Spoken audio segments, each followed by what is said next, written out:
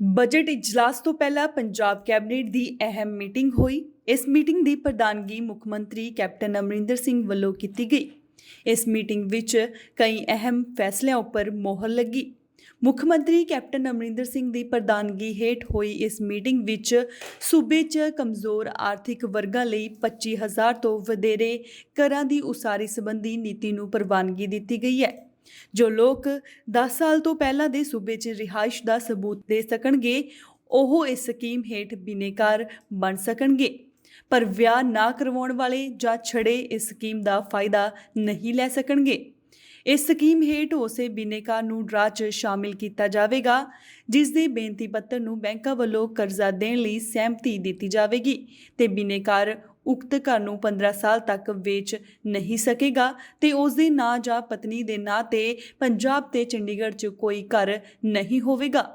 ਰਾਜ ਸਰਕਾਰ ਦੇ ਬੁਲਾਰੇ ਨੇ ਦੱਸਿਆ ਕਿ ਇਹ ਘਰ ਮੁਨਾਸਬ ਰੇਟਾਂ ਤੇ ਮਹੀਨੇਵਾਰ ਕਿਸ਼ਤਾਂ ਜ਼ਰੀਏ ਬੈਂਕਾਂ ਵੱਲੋਂ ਮੁਹੱਈਆ ਕਰਵਾਏ ਜਾਣ ਵਾਲੇ ਕਰਜ਼ੇ ਰਾਹੀਂ ਅਲਾਟ ਕੀਤੇ ਜਾਣਗੇ ਤੇ ਇਹਨਾਂ ਕੰਪਲੈਕਸਾਂ ਲਈ ਰਾਜ ਸਰਕਾਰ ਲੋੜੀਂਦਾ ਮੁੱਢਲਾ ਢਾਂਚਾ ਜਿਸ 'ਚ ਕਮਿਊਨਿਟੀ ਸੈਂਟਰ, ਸਕੂਲ ਜਾਂ ਡਿਸਪੈਂਸਰੀਆਂ ਆਦਿ ਦਾ ਪ੍ਰਬੰਧ ਵੀ ਕਰਵਾਏਗੀ। ਬੁਲਾਰੇ ਨੇ ਕਿਹਾ ਕਿ ਅਜਿਹੇ ਕੰਪਲੈਕਸਾਂ ਦਾ ਆਕਾਰ 12 ਤੋਂ 16 ਏਕੜ ਤੱਕ ਹੋਣਾ ਚਾਹੀਦਾ ਹੈ ਤੇ ਇਹ ਘੱਟੋ ਘੱਟ 40 ਫੁੱਟ ਦੀ ਮੌਜੂਦਾ ਸੜਕ ਤੇ ਬਣ ਸਕਣਗੇ। 1 ਏਕੜ 'ਚ 80 ਯੂਨਿਟ ਜਾਂ ਗਰੁੱਪ ਹਾਊਸਿੰਗ ਪ੍ਰੋਜੈਕਟ ਹੇਠ ਫਲੈਟ ਬਣਾਏ ਜਾਣਗੇ। ਇਸ ਦੇ ਨਾਲ ਹੀ ਕੈਪਟਨ ਨੇ ਬੱਸ ਪਰਮਿਟ ਦੀ ਵੰਡ ਦੀ ਵਰਚੁਅਲ ਸ਼ੁਰੂਆਤ ਕਰਦੇ ਹੋਏ ਸੀਮਾ ਰਹਿਤ ਮਿਨੀ ਬੱਸ ਪਰਮਿਟ ਪਾਲਿਸੀ ਦਾ ਐਲਾਨ ਕੀਤਾ ਜਿਸ ਤਹਿਤ ਪੇਂਡੂ ਨੌਜਵਾਨਾਂ ਲਈ ਅਜਿਹੇ ਪਰਮਿਟਾਂ ਲਈ ਅਪਲਾਈ ਕਰਨ ਵਾਸਤੇ ਕੋਈ ਸਮਾਂ ਸੀਮਾ ਨਹੀਂ ਹੈ।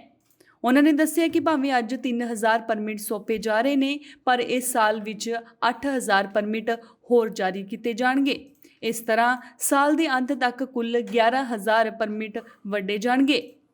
ਮੁੱਖ ਮੰਤਰੀ ਵੱਲੋਂ ਟਰਾਂਸਪੋਰਟ ਵਿਭਾਗ ਦੀ ਹਾਈਟੈਕ ਸੰਸਥਾ ਦਾ ਨੀਂਹ ਪੱਥਰ ਵੀ ਰੱਖਿਆ ਗਿਆ। ਕੈਪਟਨ ਅਮਰਿੰਦਰ ਸਿੰਘ ਨੇ ਟਰਾਂਸਪੋਰਟ ਵਿਭਾਗ ਨੂੰ ਸਾਰੇ ਬੱਸ ਪਰਮਿਟਾਂ ਦੀਆਂ ਅਰਜ਼ੀਆਂ ਦੀ ਪ੍ਰਾਪਤੀ ਦੀ ਅਗਲੇਰੀ ਪ੍ਰਕਿਰਿਆ ਲਈ ਅਗਲੇ 3 ਮਹੀਨਿਆਂ ਵਿੱਚ ਵਰਤੋਂਕਾਰ ਪੱਖੀ ਆਨਲਾਈਨ ਸੁਵਿਧਾ ਸਿਰਜਣ ਦੀ ਹਦਾਇਤ ਵੀ ਕੀਤੀ। ਉਹਨਾਂ ਨੇ ਕਿਹਾ ਕਿ ਟਰਾਂਸਪੋਰਟ ਵਿਭਾਗ ਵੱਲੋਂ ਲੋਕਾਂ ਨੂੰ ਬਿਨਾਂ ਕਿਸੇ ਮੁਸ਼ਕਿਲ ਦੇ ਆਨਲਾਈਨ ਅਪਲਾਈ ਕਰਨ ਲਈ ਉਤਸ਼ਾਹਿਤ ਕੀਤਾ ਗਿਆ ਤੇ ਲਗਭਗ 12,384 ਅਰਜ਼ੀਆਂ ਪ੍ਰਾਪਤ ਹੋਈਆਂ ਨੇ। ਉਹਨਾਂ ਨੇ ਕਿਹਾ ਕਿ 15.50 ਕਰੋੜ ਰੁਪਏ ਦੀ ਲਾਗਤ ਨਾਲ vehicle location tracking devices project ਮਹਿਲਾਵਾਂ ਅਤੇ ਬੱਚਿਆਂ ਲਈ ਯਾਤਰਾ ਨੂੰ ਵਧੇਰੇ ਸੁਰੱਖਿਅਤ ਬਣਾਏਗਾ।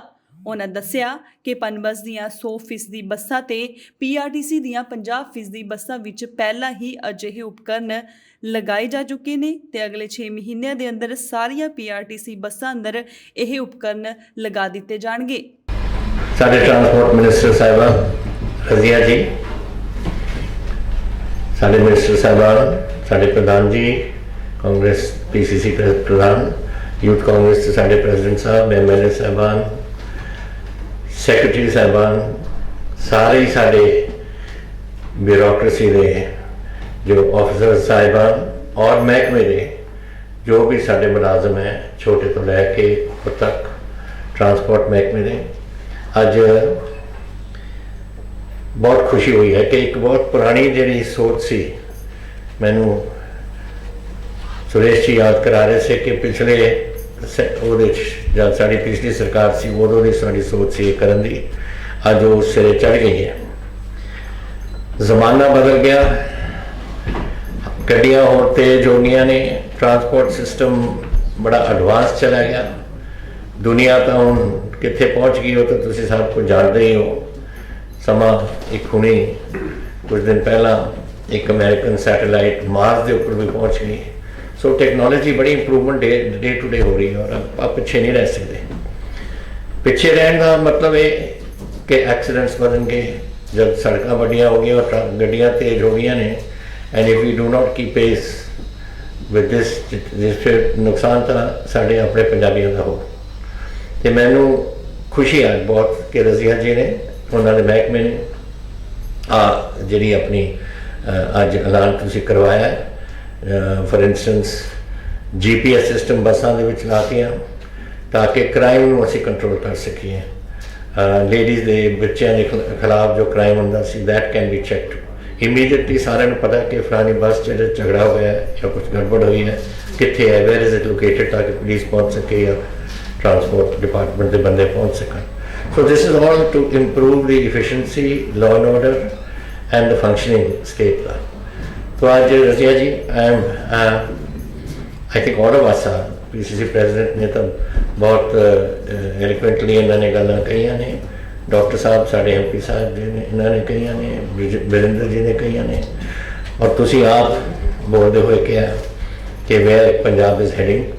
मैं बधाई तुहानूं सारिआं नूं एक बार दिंदा एंड आई होप कि आने वाले समय विच जिहड़े असीं अज दित्ते ने परमिट्स ताकि तुसीं अपनी मिनी बसेस चला लो, ये भी साडे मैनीफेस्टो का एक हिस्सा सी। और असीं उदों कहा सीगे कि असीं अपने इन दिस बेरोजगारी का प्रोग्राम जिहड़ा चलाया सी, ਉਹਦੇ ਵਿੱਚ ਅਸੀਂ ट्रांसपोर्ट महकमे ਦੇ मिनी बसेस वगैरह देवांगे, परमिट्स देवांगे। I think 7,000 have been given today, 3,000 पर सब जून तक 4 और दे देंगे, 4 बाई जून 7,000 हो जाएंगे टोटल साढ़े। And I think we are targeting 11,000, मेरा ख्याल by the end of the year तक ਅਸੀਂ 11,000 तक ही पहुँच जाना। So I hope all goes according to plan. And ਤੁਸੀਂ ਆਪਣੇ ਜਿਨ੍ਹਾਂ ਨੇ ਅੱਜ ਸ਼ੁਰੂ ਕੀਤਾ ਹੈ, ਵਾਹਿਗੁਰੂ ਤੁਹਾਨੂੰ ਕਾਮਯਾਬੀ ਬਖਸ਼ਣ ਕਿ ਤੁਸੀਂ ਬਹੁਤ ਸਕਸੈਸ ਰਹੋ ਆਪਣੇ ਪ੍ਰੋਗਰਾਮ ਜਿਹੜਾ ਤੁਸੀਂ ਲਿੱਤਾ। ਐਂਡ ਆਈ ਹੋਪ ਜਿਹੜੀ ਲੋਕਾਂ ਨੂੰ ਵੀ ਇਹਦੇ 'ਚ ਫਾਇਦਾ ਇਹ ਹੋਊਗਾ ਕਿ transport will be moving around freely, ਔਰ ਉਹਨਾਂ ਨੂੰ ਕਿਤੇ ਜਾਣਾ ਹੈ A to B ਜਾਂ C, ਉਹ ਜਲਦੀ ਉਹ ਆਪਣੇ ਬੱਸਾਂ ਦੇ ਰਾਹੀਂ ਪਹੁੰਚ ਸਕਣ ਔਰ ਤੁਹਾਡੀ ਇਸਤੇਮਾਲ ਕਰਨ ਤੁਹਾਡੇ ਬੱਸਾਂ ਨੂੰ, ਤਾਂ ਕਿ ਤੁਹਾਡਾ ਵੀ ਕੰਮ ਵਧੇ ਔਰ ਉਹਨਾਂ ਦੀ ਵੀ ਸਹੂਲਤਾਂ ਜਿਹੜੀਆਂ ਨੇ ਉਹ ਬਿਹਤਰ ਹੋਣ।